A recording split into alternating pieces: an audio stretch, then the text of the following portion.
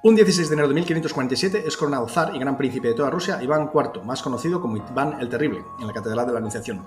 Poco antes había mandado arrojar a una manada de perros hambrientos a Andrei Choiseul, quien había manejado el gobierno hasta entonces.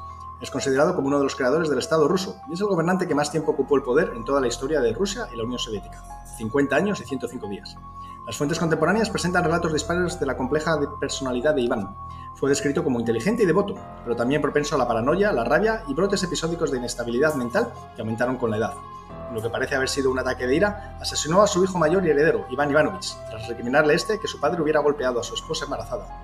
Iván padre le golpeó en la cabeza con el mismo bastón con el que previamente había golpeado a su nuera, que provocó el parto el día después. Al darse cuenta de que había matado a su hijo, parece que se arrepintió profundamente y entró en una gran depresión. Esto dejó a su hijo menor, el políticamente ineficaz Teodoro Ivanovich, como heredero al trono, un hombre cuyo gobierno y posterior muerte sin hijos condujo al final de la dinastía Rurikid y el comienzo de un periodo tumultuoso, que a la postre llevaría el establecimiento de la dinastía Romanov. Cuando tenía 3 años, y tras la muerte de su padre, Iván fue coronado gran príncipe de Moscú. Sin embargo, el reino fue administrado por su madre, que 5 años después fue envenenada por clanes boyardos que se disputaban el poder. Fue sometido a las humillaciones de las familias de estos boyardos, lo que ensombreció su carácter.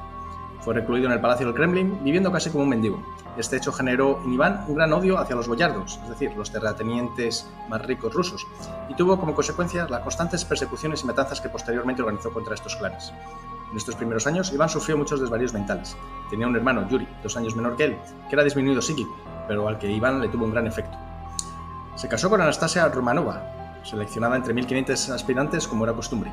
Pero tras su muerte, Iván se transformó en un zar autoritario y psicópata, del cual se dice que durante las noches sus gritos sonaban por todo el Kremlin de Moscú.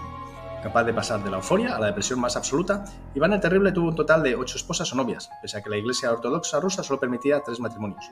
3 de ellas terminaron en un convento y 4 murieron envenenadas, incluida su primera esposa, a la que más apreciaba.